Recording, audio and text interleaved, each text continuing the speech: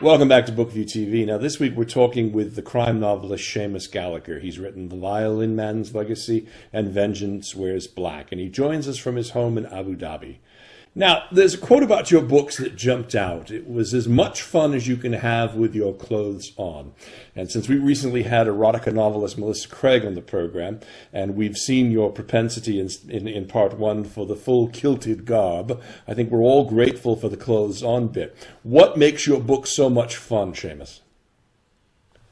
I think it's the good old-fashioned, the good guys always win in the end. I plant early in the books bad things that the bad guys have done. So it makes you go, wow. So eventually when we get the smack in the mouth and the good guys turn up and take them out, everybody says, yeah, got it. That's the fun part. And there's a little bit of camaraderie, of course, between the SAS guys. Some black humor goes in there too. Now, you've grown up, as have I, in the decidedly non-fiction world. And frankly, I've stayed there, although I do have a passion for good fiction. What is it about these particular characters that's so appealing that allows you to cross the bridge over into being a novelist as opposed to, staying in the rather dry world of banking? I think you're right. The dry world of banking needs a little bit of color in every aspect, and some of that came my way by being a bit of a turnaround troubleshooter for corporates and banks as well. And having been blessed with traveling the planet, I've encountered many characters, as I would call them.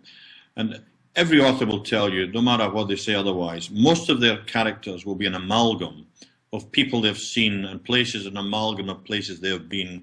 And the feeling, the aroma, the sense is all about stuff that they have felt themselves. If you can get that into a book and have a smile on your face while you're doing it, I think that carries. I think that carries into the books. And for me, it's a release these days being able to write. I never thought at this age, I would be into it with such a passion that I do have. I enjoy it immensely, and particularly also the offset with the blog. So if I get too serious on the novel writing side, I do a daily blog, and hey, we're laughing again. Well, that's a brilliant philosophy to have, and I'm sure it's going to keep you quite young. Also you've discovered, because we talked earlier about how you've described yourself as a bit of a troglodyte or a Luddite on the technology side. Yet you've taken like the proverbial duck to water on Twitter and Facebook and LinkedIn. Let's talk a little bit about how you got started on those two platforms, particularly Twitter and Facebook, and what were some of your earlier efforts to get out there like? I would say these would be the comedy of errors for the old Jurassic, trying to find out how to do it quickly. All of these, if you like, viral linkages are about numbers getting numbers getting numbers. And as a banker, that appeals to me. However, numbers for the sake of numbers is no good. What you need is a focus on these numbers. So about 4 or 5 months into the exercise of growing these connections and each of these links, I decided to focus in on writers, publishers, and readers. That's the genre that we all work with, so that's where I went. And the simple way is you simply start following other people. Now, the Twitter and the Facebook and all of these guys will put limits on you from time to time. And Facebook even has this horrendous thing called Facebook jail. I've been in 3 times already. Whereas it's like agent provocateur stuff. They invite you to click on friends. You click on the friends and say, I don't know this guy. Wham! You're in the slammer straight away. It's horrendous, but you get over that. And you can share that with other people and they can empathize also. And so it grows. But there's something else I do, Dennis. I will show you here just very swiftly. Here is a list of pages. This is people who mention me on Twitter. And every week or every day it happens, I write down the names and then ultimately I type them up.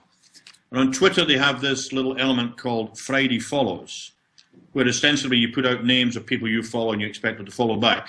I dispense with that, and instead I now have 800 of my 4,600 followers on here, specific friends that I give specific awards to each week. I invented awards. One week it'll be the Gem Awards. Next week it's the Diamond Awards. Next week it's the Twoscars Awards. And I list these people's names. And I've found that people love that because they follow these people.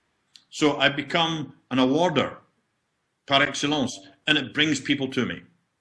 Brilliant, brilliant. That's really good. Good strategy, and that's good for any writer out there looking to move.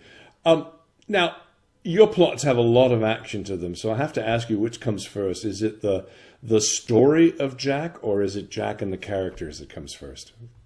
The story, I think, comes first. And for me, it's usually I have an ending in mind, roughly, of where I'm going.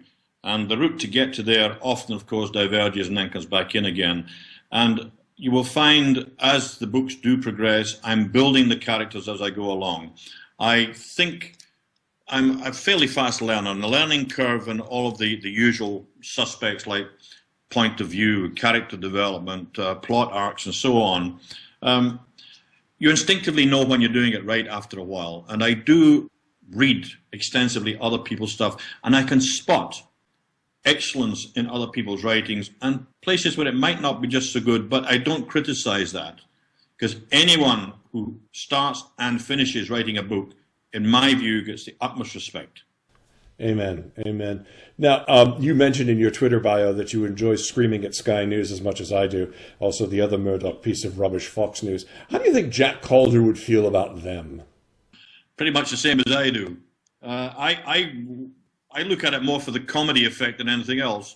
And this wonderful thing of interviewers interviewing interviewers about something an interviewer said to an interviewer 10 minutes ago, and they go round and round and round forever. It's the most wonderful way of taking money from advertisers.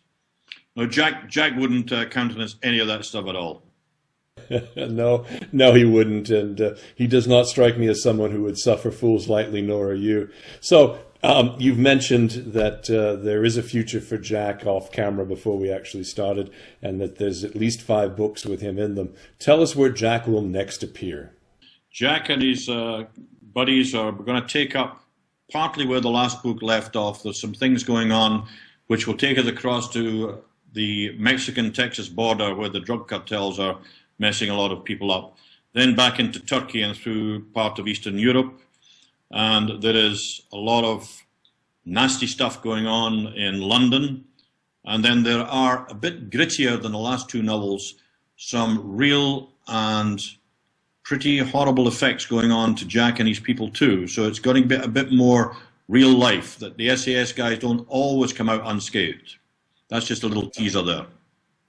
Well, this has truly been a treat for me, Seumas, and I hope you've enjoyed yourself as well. The Scots in me, being a Campbell of Argyll, I hope we haven't somehow offended your clan along the way, but this has been a real treat. Thanks for joining us. Thank you for having me, Dennis. It's been a real pleasure. Thank you, sir. Our guest this week has been Seumas Gallacher. He's author of The Violin Man's Legacy, Vengeance Wears Black. Those are the first 2 in a growing series of Jack Calder novels. They're all available in ebook format on Amazon Kindle. Now, you can read more about Seumas on his award-winning blog, www.seumasgallacher.com. You can follow him on Twitter at Seumas Gallacher, and I invite you to check below my face here to see how he spells both of his names there. It's not the normal way. Thanks for joining us again this week on BookView TV. Tune in again next week when yet another author will sit across the Skype table from me, and we'll once again discuss books and the craft of writing. I'm Dennis Campbell saying thank you for joining us, and good night.